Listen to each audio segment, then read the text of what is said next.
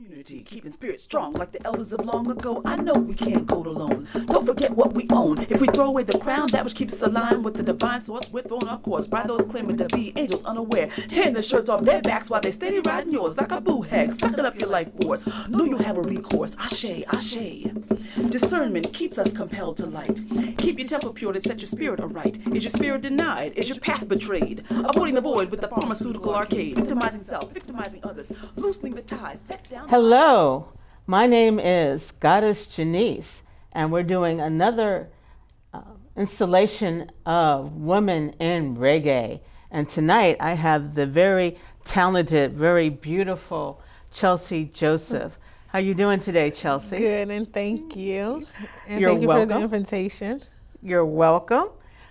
Chelsea and I met on the internet through emails from John Pitt. And I told him I was doing a Woman in Reggae series, and I had imprints first, and now you. So I'm so glad that you're here. I'm glad that I'm here, and I appreciate the opportunity. Yeah. Oh, you're so welcome. You're so welcome. So can you tell our listeners what you do? So I am Chelsea Vibes, and I label myself as a multimedia mogul because I don't do just one thing. I do multiple things. I do promotions. That's where I originally first started, was in promotions by being hired as a club manager in one of the biggest nightclubs maybe 2 or 3 years ago, Layla Lounge, that turned into a restaurant. Yeah. From there, that's how I learned about the whole contracts and how writers work. And then I got into artist management. So I work with Moto, which is a big soca artist that's on the uprising from St. Lucia. Okay. I also do the management for Team Fox Music that has a few artists underneath it. I also provide artist development. And then on a personal level, Chelsea Vibes also does radio. And I'm in the process of working on a podcast. So multimedia, do multiple things. Yes, definitely multimedia. So you and I have some things in common. Well, you know, I have the radio show, World Reggae Party, which is the mother, and World Reggae Party Local RE, which is the daughter, mother and daughter.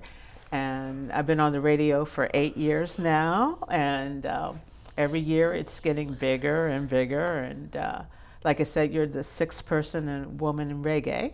So let's get started, okay? Okay. All right. So I have 12 questions to ask you, then I might add some questions, or and you have an opportunity to ask me questions if you want to at the end of the show. But we're going to start off with, why soca music? So soca music for me, it's the definition of who I am. My mom is from Trinidad and Tobago. She's from Arima. And my grandfather is also from Arima. And my grandmother is from Kingston, Jamaica. So growing up, you know, I heard 6 o'clock in the morning, Lord Kitchener and Mighty Sparrow. All I smell is, you know, saltfish and bacon. And you knew it was time to get up and clean. Yes. And my grandfather actually played the steel pans. So music always been influenced from me from young. And then on my father's side, my father is actually Native American. And they did sound here in the go-go scene, especially in Washington, D.C. So music was always an outlet for me. But, you know, Caribbean parents, they're like, oh, you got to get that practical. You got to get that in. You got to get that practical degree. So shout out to my mom, got that practical degree. Or 3 jobs, so you got to be working. Yeah, got to keep working. So I did get a degree in communications from Trinity Washington University, but I knew that the only way that I could incorporate everything that I possibly wanted was like, okay, I can get a communications degree. Let me go here and get my master's that's related to music so that I'll be able to give it. Because I feel like soca music should, you know, get its opportunity just like reggae music and be recognized as a genre of music. So that those artists that work, you know, Caribbean artists is not even just soca music. Reggae artists work 24/7 around the clock. Yes. Because it's such a demanding field. So it's like, you know, trying to contribute to my culture and what I was raised upon. Yes, I had went to, like I told you before we started, I went to Trinidad 2 years ago, and we went to Pulse Radio. You know of that? Mm-hmm. And they we did the whole tour of it, and we went to another radio station, and they're like, Miss Janice, how are you going to further the soca music? Because we all heard about your show through Tony, but it's a reggae party. Can it be World Soca Party? And it's like, well, no, I already got the reggae party copyrighted, so to speak. Yeah. So, but they're like, and they gave me all sorts of soca music to bring back and play, which I did. And I wanted more, but they didn't send me anything else in the past 2 years. Yeah, because soca music isn't a genre, unfortunately. So it's like it's an ongoing battle. Yes. So it's like those artists that, you know, work around the clock can't unfortunately submit their body of work to the Grammys and be recognized for it. They have to put it as world music and just pray and hope that it gets picked up. So yeah, they did. They gave me a whole bunch of stuff, and I'm like, oh, I need more. And then they stopped emailing me or whatever. But yes, it's popular, especially in certain areas like DC, and New York, Philadelphia. But it's not as known as reggae. Correct. Right. Correct. Do you know why? I would say, you know, like looking on the history, because I'm in the process of actually writing a research paper on why soca music should be an actual genre. I think it hasn't, you know, we haven't proven it. You know, reggae music has been around for decades and years. You have Bob Marley, and since the 20s. Since the, you know, the early 20s. And then you had people like Sizzler who follow up, and, you know, Damon Marley that follow up. And then even with the subgenre of dancehall, you have like Alkaline and Adonia that's able to, you know, cross it to a certain degree. Yes. But it's like, you know, when it comes down to the music industry, it boils down to numbers. Yes. And it's like when they look at reggae music, it's like, oh, we see how we can make the money. And then it's like with soca music, when I'm like doing the research, the last paper that was wrote was like 1935. Oh, okay. And then it's like, you know, like the historical aspects of it is not even correct. So it's like we haven't documented it. And that's how I tell people, like, we have to document it and be able to present it so that it can actually be recognized. Like reggae music, if you look it up, it's documented properly. Oh, and it's contributed to who it is. And it's built into the rich culture of Jamaica. And it's like, soca is so big, like we got multiple and plethoras of islands. You're not just talking about Trinidad. Trinidad birthed it, but then you got Grenada that has their job. You got St. Lucia that got their Dennery segment. St. Thomas. Then you got St. Thomas that got their own set of sound. Then you got Dominica has the Boyan. So everybody has their own separate sound, but it's a collection of where it was birthed. Okay. So I think it's a greater cause, and it needs to be documented. Overall. Yes. Because I did a talk on reggae to 40 senior citizens, and I was sitting there going, I had to have senior citizens, but 10 minutes into it, they started talking, and it was this man that was like, oh, I met Bob Marley back in the 80s, and they were telling me stuff that I didn't even know about. And I did the research and did the paper and did the presentation, and it ended up being really, really fun. I mean, really, really fun. But it was just like, wow, I didn't know that. You just told me something I didn't know. So, but yeah, reggae is very documented. So we have to get soca to be that way. Yes. That's the plan. Yes. So, how hard is it being a woman in a male-dominated industry? That's part A. Part B, does dressing sexy help or hinder the cause? I would say it's very hard for a woman. It's very hard. And when you play the sexy part, it just all depends on who you're dealing with. Because we live in a world that misogyny is like, is a conversation among everything. I think the part that comes hard in a male-dominated industry is that when you be assertive or you say something a certain way, it's, oh, you're being too aggressive. Oh, you're this. Oh, and it's not that. It's like if I said it to you nicely, you're not going to pay attention to me. You're not going to pay attention to me. Yeah. But if I have some type of aggression, then I get your attention. And I think that that's like the downfall of it. because it's already bad enough. We live in a society where it's one of those situations where we already have our stigmas and our stereotypes and things of that nature. It's like we gotta try to break that. And then when it comes to the sexy part, it's like there's a way to be sexy and tasteful.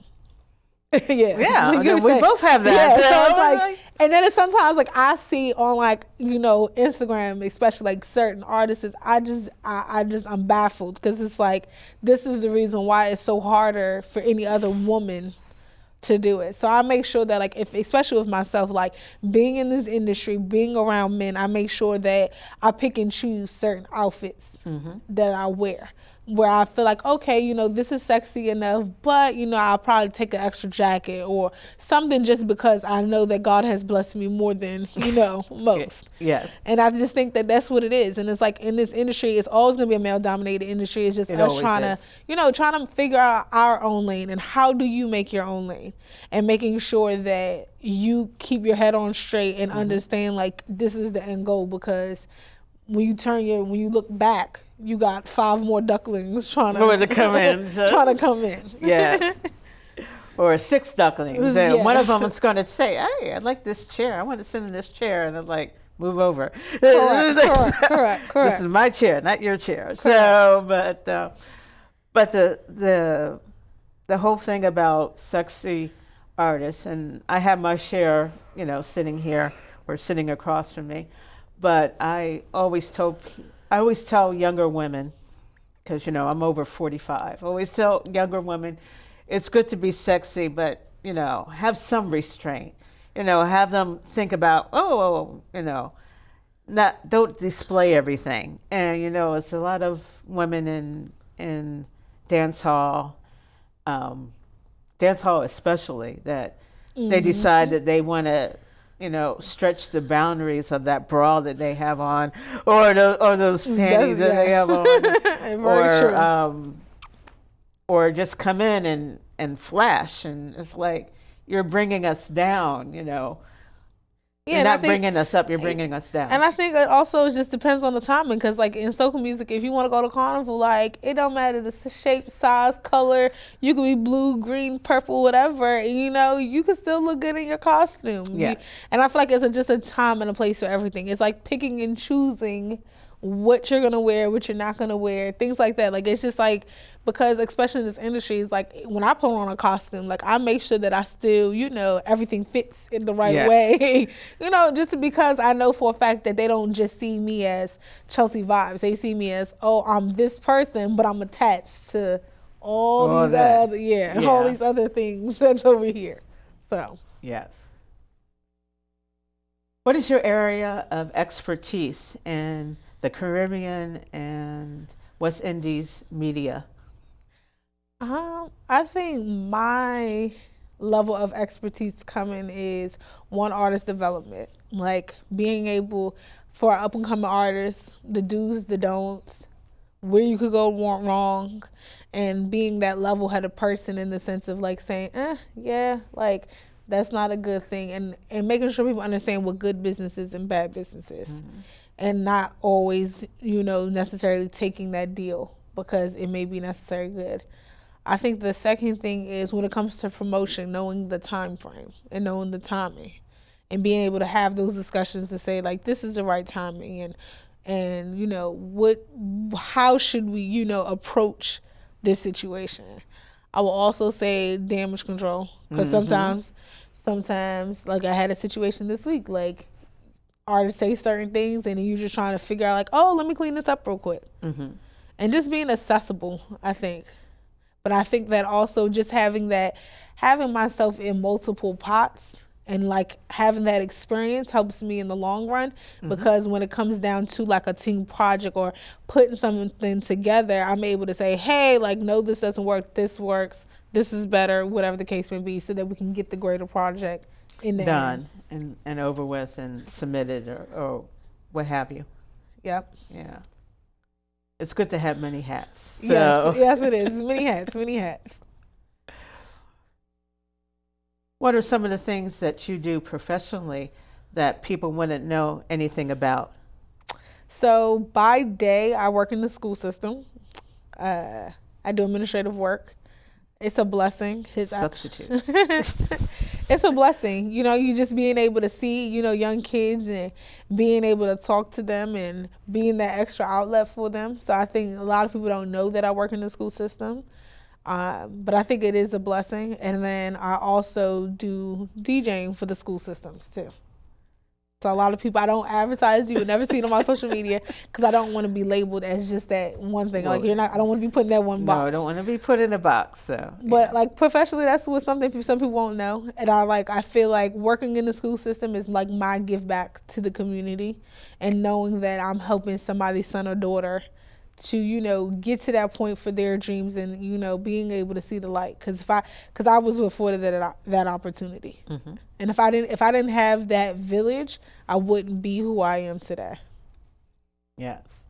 Well, I took substituting because I didn't want to type anymore.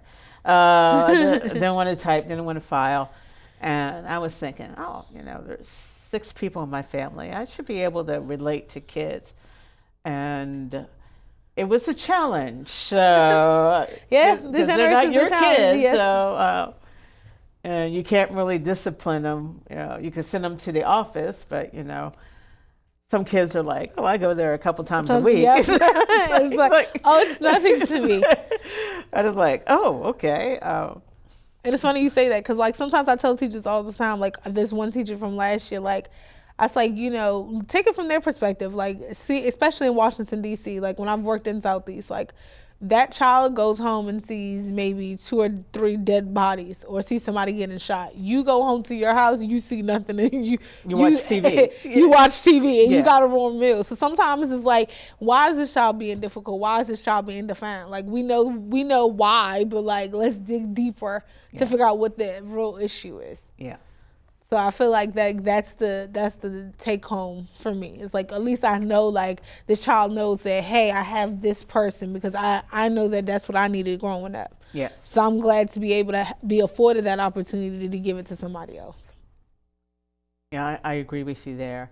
And there, one of the kids saw me actually on TV, saw one of these shows, and it's like, are you Goddess Janice? And I was like, how did you know that? And it's like, we saw you on there. And then he told his friends, and it's like, we have a TV person that's teaching us. And, you know, Miss White is a DJ and, you know, my radio show and whatnot. And I find it that they respect you more Correct. if you have a career that they like or whatever, as opposed to just a substitute that just rolls in here and does the 8 hours and go home. So Yep.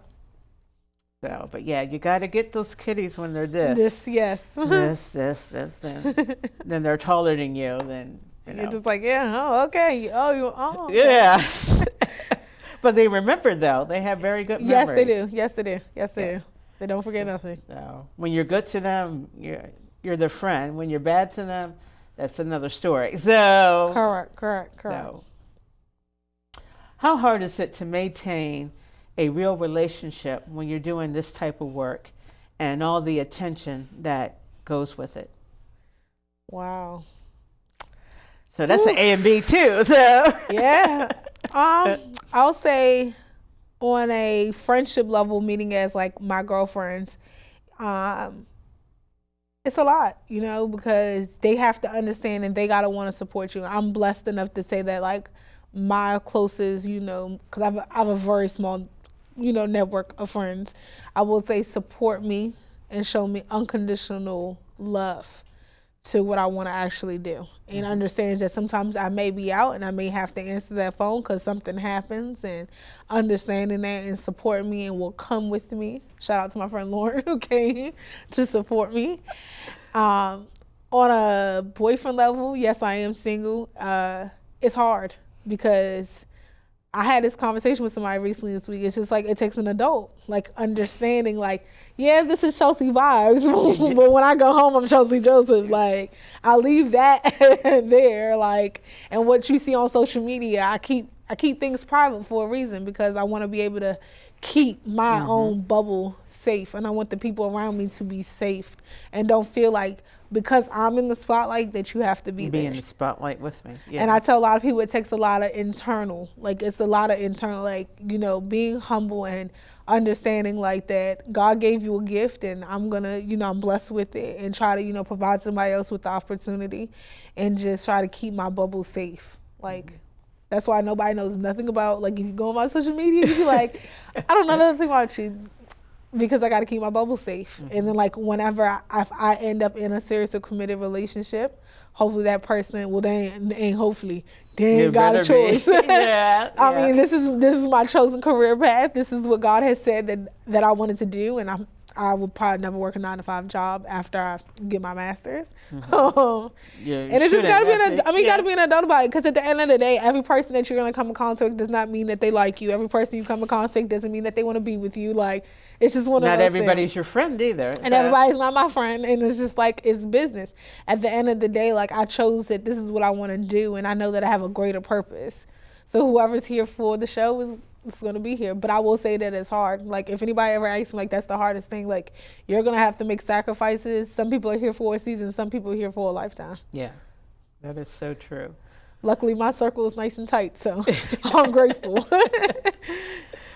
So, because it is a male-oriented industry, so there's men, you know, everywhere you go. Correct, you turn the corner, there's a guy.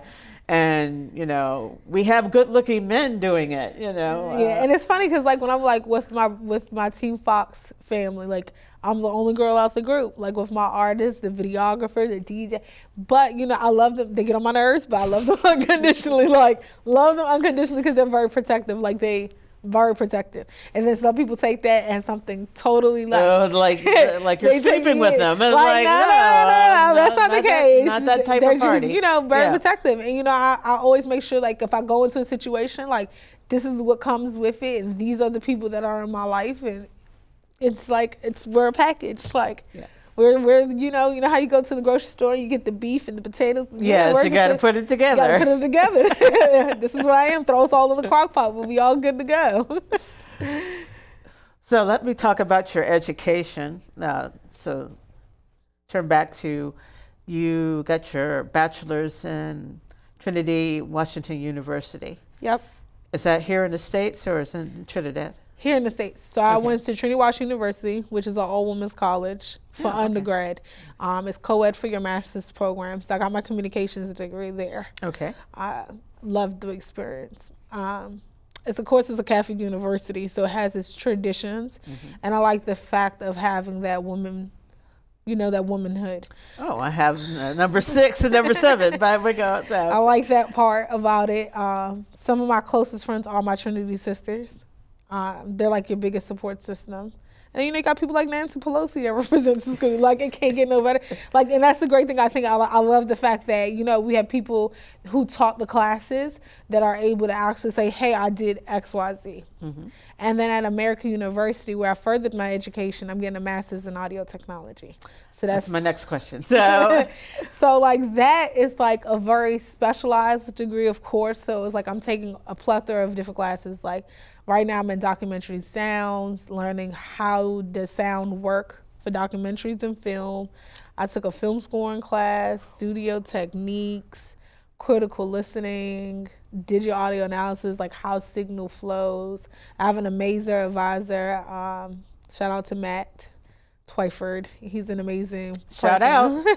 I'm gonna make sure I send him this video. He's an amazing advisor. You know, just, you know, the support system that we have at American University is a blessing. And knowing like, oh, okay, when I get my master's, I can go and do X, Y, Z with it. And having that very specialized training, since it is one of the top 10 programs in the country. So. Ooh. Gotta spread the little black girl. Oh yes, whatever little we got here, a little there, a little, yeah, definitely. So your master's is in audio. Yep, it'll be a master's of arts in audio technology. Okay, I was forgetting the second word. Yeah, yes. Technology. Yep. So you're going to further your education with sound? Yes. I think once I graduate, I'll probably go more further into radio. and probably be like an audio journalist, because now I'm seeing like that's a new type of journalism that's coming about, and it just so happened I got a communications degree, so then I specialize in journalism. So I think that I'm gonna more go into like mainstream radio and try to actually attempt to make soca music a genre, since I've started having those, go into those meetings and those conversations and see where it goes.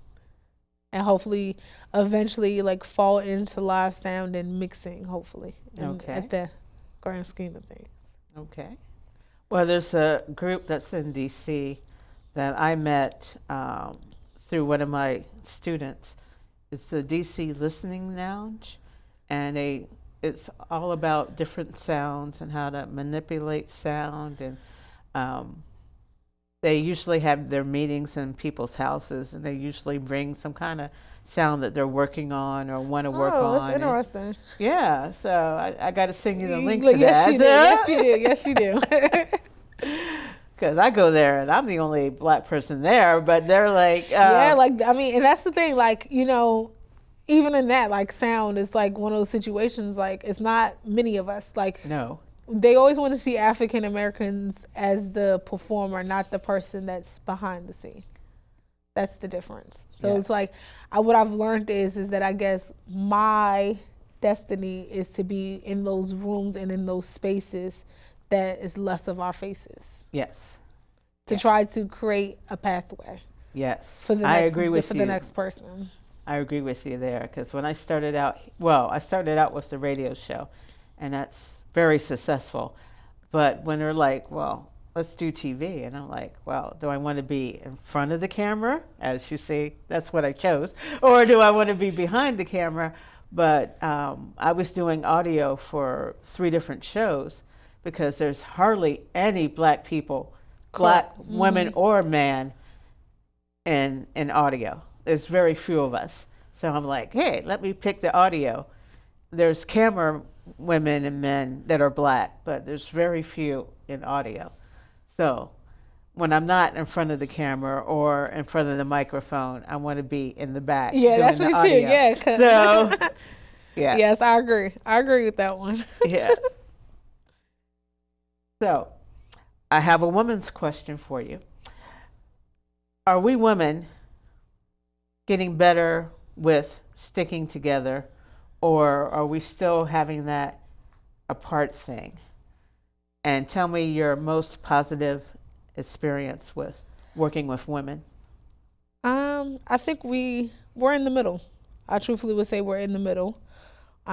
We are getting better in the sense, like, we're saying, yeah, you know, you see a lot of these mainstream artists like Cardi B and Little Kim, and people are like, oh, let me squash this with this person to try to, you know, bring that womanhood enough, but also, you know, controversy sells. Yes. So that's the downfall of it. And then, you know, I'm starting to see more of like women in media are creating these spaces where we can actually come together and have a conversation, have that dialogue to say like, hey, you know, you do this, why do we partner up to do this?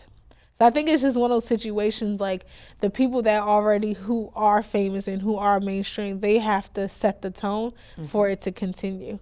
I think one positive experience, I had started something underneath It's a Vibes ENT, which is my business. I have an event called WWW, Women Worldwide. And I had did it as a charity event and as a brand launch, and I did an all DJ lineup. Everything was women. And it was the most beautiful thing I've ever seen. I didn't get my invite, so we didn't know each other then. So it was a beautiful thing. Part of the proceeds did go to a breast cancer survivor. Okay. And it was a beautiful thing just to see women actually come together, just to see everybody collaborating on ideas, having conversations. Everybody could be in the same space, and then, you know, raising money for a good cause. Me personally, I haven't had, you know, or know anybody personally who has been affected by breast cancer. I don't either. But I know that that's one of our, you know, biggest things one of the biggest things that we do face. And I felt like that was a time for us, I did advertising, free the tatas, if you want to come in your pasties, go ahead. Because, I want it to be a space for us to be us. If you want to be sexy, if you want to be naked, if you wanted to come naked, you could, okay? Just put some underwear on and just free the boobies. Yeah. And, a lot of people are just like, that's just crazy. That's a crazy idea. I was like, it's not a crazy idea. It's that we wake up every morning and we're like, oh, we got to make makeup, wear makeup. Oh, I have to wear this. Oh, I have to look have the bra. Yeah, like you got to, and I just wanted it to be a moment where we can be as women, like how we want to be. And it was a very powerful moment for me just to see like everybody come together as one. So I do plan on trying to probably make it into something else and not necessarily a party, but that's in the near future. As long as I get my invite. Yes. So. Yes. What is the one thing you hope to achieve as being a woman in this male oriented industry? Making soca music a genre. Okay. All right. I want to be that one. Like, I want to be that person. Like, of course, I'm going to need the men to help me. Yes. But I want to be the person that's like documented in the books that I got to go to the Grammys and the Billboards and all of them. Yeah. That I got us our soca Billboard charts. Okay, I got us that. Like, that's what my end goal is. Is like, I truly believe, like I've been saying this for years, like, and racking my brain and paying for extra memberships to put myself in those spaces to have conversations. And it was funny because I had went to a conference probably maybe 2 or 3 weeks ago called the Audio Engineer Society. They have a conference, and I sat in a listening session, not a listening session, but like a talk session about African Americans in audio. Okay. And I talked to this one professor, he's like a Grammy Award producer, and I asked him, I'm like, could soca music ever be a genre? Because y'all brought up the Caribbean music, talking about, our Labor Day parade we have in New York. He says, yes. He says, but you got to keep coming into these. He says, people like you who keep coming into spaces and make that ruckus and that noise is going to happen. Right. So I think like that's my, like when you like, oh, what's that one, like, bucket list things that I think that's my one bucket list. That's your bucket list? Okay. That's my bucket list thing. Like, I know that I've made it when that has happened, because I'm optimistic, and I'm like, if I got to round this up, if I got to hide behind names, as long as it's copyright with my name and says Chelsea Joseph, I'm happy. Yes. I'm happy. All right. Future goals and plans outside of the industry. Future goals. Just being able to fully, like, full-time be in the industry, like full-time being to do my podcast and being a creative, like full-time being a multimedia creative and not having to work in the school system and waking up every day and being a creative. Oh, well, that's a dream there. So. Yeah, and it's possible. Yes. It takes work, and I know that I'm planting all the seeds for it to grow. So that's what my ultimate goal is, to be able to, like, full-time be able to do what I love. If it's being hired for a radio station or an internet radio station and getting paid the same salary that I'm getting paid now, I would be happy. Yes. I think that that's my ultimate, like, personal goal for myself, is to be able to do this full-time. In promoting of soca music. Correct. And then, and I think not just soca music, music in general, and creating those spaces for women in music, period. I think that's my end goal, is to be able to do this. I mean, I do it full-time. I feel like I got 2 full-time jobs, but like just the one. Just the one centralized full-time job. I see. Well, this is a long question, so I'm going to have to look at it, even though I wrote it. With this industry not being organized or centralized, do you feel that we women are the nurturers, that we have an obligation to nurture, take charge, and get it right? Or is it the opposite, where we shouldn't be the nurturers, we should, attack it and go full speed ahead? Also, part B, meaning about signing the contracts, getting the media campaigns together, or let the men do all the heavy lifting and we'll just be the punctual people that that come in and say, okay, you do this, you do this, you do that. And you just sit down and look at the people do what you don't want to do. Or you want to do it, but you want to do everything by yourself. I feel like women can do both because I do both. I'll use my artist as an example. When it comes to Mr. Moto himself, I'm a nurturer for him in the sense I think like he sees me as his big sister because me and his sister is close in age. So, I think he needs a nurturer sometimes, like when like his emotions like, why doesn't this work and why I can't have this and why I can't do that, because he's coming into being a full-blown artist. So I do believe that nurturer. But then I also am the one that got that hat, be like, look, you gonna sign this contract. This is the royalty agreement. This is the conversation. Like, I'm the one that have those hard conversations. And I tell them all the time, like, that's the whole point of you hiring me, is to have those hard conversations. So I do believe women can have that hat and having like a sense of cool and tact to it. Mm-hmm. So like people know that I'm very no nonsense. Like if I say that we're leaving at this time, we're leaving at this time, because being on time is important. Yes. It's bad enough that people already say like African Americans do not show up on time. So yes, we are not on color people time, okay? So I'm like, we leave early, we're coming late, and we leave early. Yes, and all I'd that. rather us be there way early so that we know, like, if we got lost, if something happens, if something happens with security, whatever. I'm the one that, thinks of all those things, and I'm the one that, like, have those conversations with the promoters, like, no, that doesn't work, this works. And I do believe women can do both. I don't think that we have to sit out and be like, oh, just a minute. No, and like one thing I will give my artist, like I commend him all the time, because when we sit in meetings, he always gives me credit. He's like, look, when it comes to that logistics and dealing with my contracts and the business part, she handles it. And I love that factor about it, because it shows like we as women, we can sit in that same CEO seat, just like the man. So like I do appreciate, like that's the one thing like he allows me to do. And along with all the other people that I do it for. And your artist is Soca Sensation? His name is Moto. So he writes a lot. He also produces music, and he writes a lot of rhythms for like Marshall Montano, Skinny Fabulous, Kes the Band. Yeah. All of the A-listers.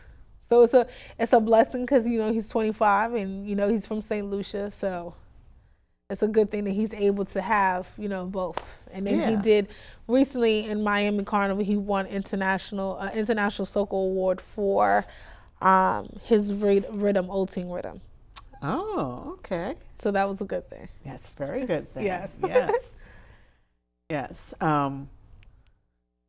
Myself being an older woman, when I first started getting people for this show, the TV show, not the radio, people were coming for radio, like, and they still do. I don't know what it is about TV that scares some of the artists, but it scares some of the artists. Where radio, it's, a lot more relaxed. I don't tape the radio show, so you could say whatever you want within reason. But my first attempt to get somebody to come on TV, the thing I heard was, who brought grandma in? And like, grandma? It was like, my stepson isn't old enough to call me grandma yet. So it's like, and I was offended by that. And it was somebody who's been to the show a couple times, and he's since apologized. But it was just like, who brought grandma in? So I started to come in and showed a little cleavage, wear tighter pants or whatever. But I didn't want to be called grandma. I still don't want to be called grandma. But you have to also say, okay, it's 8:00. Yeah. We got to start. Yep. We got to start now. Yep. Like, we got to do this. If you don't want to do this, you're wasting my time. If you're wasting my time, I'm out the door. And you have to be hard. Yeah, you have to. And I mean, this is just a certain way that you could do it with enough tact and cool that it doesn't take, it doesn't come out of the wrong way. Like, and I tell people all the time, like, it's okay. I'm okay with being the bad guy. Like, I tell them all the time, I'm okay with it. Because, like, when I say it's time to go, it's time to go. Like, the fans going to have to wait. Everybody going to have to wait. Like, we got to get to where it is. And, I mean, I will say, like, I've gotten to be put into spaces that I didn't think that I would be able to do in such a short period of time of me getting my undergraduate degree. But I tell a lot of people it's a lot of hard work, a lot of sleepless nights, a lot of hard work and a lot of sleepless nights, a lot. Yes, a lot of hard work. This is a long question. Well, I like to take some time with this particular question. What does empowerment mean to you? I think besides the book definition of empowerment for me is actually uplifting someone and giving somebody that opportunity to do something. And I also like supporting them in what they want to do. And I know my friend Lauren, she's going to be mad because I'm going to use her as an example. But like my friend Lauren, you know, her goal in life is to want to become a college professor and teach. So like if I know that I have that knowledge, I'm going to provide you with that knowledge and try to give you that knowledge because I want to equally see you successful. I don't believe in the fact that if you're in this space that you're supposed to be just by yourself. Like that to me is just unrealistic, because if that was the case, I would never have the opportunity nor the next person. So I feel like empowerment, besides just the word, you have to put the action to it. Right. And all my friends know, if you tell me, oh, you know, I want to do X, Y, Z, I'm the one that wants to be like, oh, you know, here's the information. This is how you do it. Like, this is how you do. Like, I'm that type of person. Like, and I support all my friends that are women. Like, if you want to jump off the cliff, I'm going to help you. I'm going to say, here's the cliff. Here's the cliff. Let me let you jump off. Like, I'm going to help you jump off, but I'm going to be here to pick you up. So, like, if it does not work, like, you still have me here. It's like empowerment. I don't like people who be like, oh, I'm empowered. No, you don't. No, you don't. And I tell people all the time, like, you know, when people contact me, it's like, oh, you know, I want to have a conversation with you. Like, tell me this. Like, and I tell people all the time, like, if I feel like your stuff is not put together or doesn't have no real true meaning and purpose to it, I will not support it. Like 110%. Because this is like my livelihood. Like this is, I eat, sleep, and breathe this. Like, and I want to know, like, you know, all my friends can say, like, if you eat, sleep, and breathe this, I'm going to eat and sleep and breathe the same thing as you. Because, like, I believe in your dream that much that I want it to happen. And I tell people all the time, you are who you keep around. Yes. And, like, I want to know that I have friends that are going to empower me the same way. Like, that becomes their dream, and they want to eat, sleep, and breathe their dream. Always, yes. Because it's one of those situations, like, we just live in the era where we don't have that togetherness no more. We don't. And it's like, it's unfortunate and it's sad. And I, like, anybody that meets me, like, you know, they be like, oh, you know, looking at her, I don't know what I'm going to get. Like, I'm the nicest person you'll meet. I'm a very no-nonsense person, but I do believe empowering and uplifting the other person. Like, if I could give you that olive branch, I expect you to take that olive branch and keep running and give it to the next person. Get what you need, then give it to the next person because, and pay it for it. Because that's the only way that that's the only way that our community, not just Caribbean music, but our community as African Americans become better individuals, is by giving somebody else that baton and saying, hey, you can do it too. What empowerment means to you? Well, I see it more as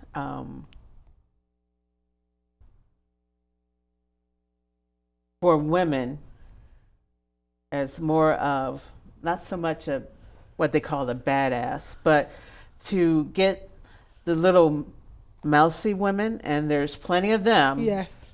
There's plenty of them off their butts and saying that, you know, I might look mousy, I might dress mousy or what have you, but I know there's a lioness, and trying to get your inner lioness out and into the world. You know, that grandma comment that I didn't like. Well, it was just like, oh, okay. Next time I come in here, I'm going to show some. I'm going to show somebody. I'm going to wear the high heels before I got my knee done. I'm going to look the role of. Because everything is perception. Unfortunately. Yeah, and they perceive me as a grandmother, which, you know, we have our grandmothers that, you know, bake cookies and this and that, the other. Correct. We also have the grandmothers that would go to the club wearing their daughter's clothes or their granddaughter's clothes, and and you know everything's hiked up and down and yeah, whatnot. yeah. And it's like, and you know, I didn't want to be perceived as the baking cookies one. I wanted to be perceived as I'm going to go in the club with you. So I had to change my lingo a little bit, and you know, but now that this particular man and his group have been here, they're like, oh yeah, you're definitely take charge, and you know, I apologize for calling you grandma because you know I didn't know. And sometimes they just need, you know, a little reality check and a taste of it. But I do think empowerment is just one of those situations that's just like is needed. Yes, like, we need it. It's like a desperate need. Yes, like, because I tell people, like, my mom will tell you, my mom's like, my daughter. Everybody who is in her circle serves a purpose. Like, everybody. And people like, oh, you need a friend who do graphic design? You could go get your graphic design by such and such. Oh, you need somebody to compose music? I have somebody. Oh, you want somebody to teach your child some lessons? I have somebody. Okay. And I feel as though, like, when you can have, like, a circle like that, you can feed off of people. Yes. And that's how we make our economy to keep growing, and it becomes bigger. Yes. Like, I truly believe that. Yes. Yeah, I agree with you. What's your 5 to 10 year plan? My 5 to 10 year plan is to be a miniature Oprah Winfrey. I love to talk, man. We all want that. If you're in front of the camera, you want to be Oprah. And the thing is like, I never thought that I would be like to be in front of the camera. Like, I never thought. Like, shout out to John. Like, I got shout outs for days, but shout out to John. Hey, John. Shout out to John. Like, John gave me my first opportunity out of college. I had no experience. And I'll never forget, my first trip was Pennsylvania. We went to Philly Carnival, and I nonstop sleep, no sleep, but I did it. Like, that summer of 2017, like, when I say 4 months straight, like, back-to-back interviews. So I would honestly, like, say 5 to 10 years from now, like, I want to, like, take It's a Vibes Entertainment and actually be an entertainment company. Like, I want, you know, I want the TV underneath me. I want to at least have TV. At least have a radio station underneath my belt. My podcast got sponsorships. You know, yes. Got some people who want to script right underneath me. And by that time, hopefully 5 to 10 years, soca music will be a genre, and I could travel the world and be like, hey, I did this. And you know, you're a creator. Yeah, you know, and just being able to be a creative. Like, honestly, the next 5 to 10 years, I want to be like an honest to God creative. And just sharing, like, my unconditional love for, like, music and creativity and arts, and making sure that people understand the purpose. Because that's always been my outlet. What's your 5 to 10 year plan? Well, not to stay in Fairfax, but I want to uplift reggae and go past the, you know, smoking ganja, laying back, with the drink in one hand, the joint in the other. I want to uplift it and make it definitely more of a professional genre. Because when I had the interview with Sharon Marley, which I listened to last night before, I was just like going through my different tapes, and I'm like, Sharon? And I labeled it Sharon, and I'm like, oh, this is Sharon Marley. And I was listening to it, and she was giving me her wisdom, because she's a couple years older than I am, but she has children and I don't. But she was giving me her wisdom, and she was saying that everybody in the Marley family knows about you because we listen to you. And I was like, you know, I'm like, really? Yeah. Oh my God. But, you know, I was kind of like, really? You're kidding with me. I said, no, we listen to you. It's like from where? It's like, we got our ways. And I was, but she was so delightful. But I want to be in her position, or even Rita's position, you know, calling the shots and everything, radio, TV, film, because, you know, I'm taking film production classes. I'm in part of the 48-hour film festival in Baltimore and Washington, D.C. Nice. I'm trying to get that eye together so I can look at the different photographs and pick the right one. And like I'm doing with sound, I'm sitting there, I'm going to the listening lounge. I'm listening to odd sounds, and I'm trying to pick the right one that would go into a soundtrack for something else. Yeah. And that's a skill. It's not like you're listening to the radio all day. No, you have to pick something out that maybe nobody else hears but you.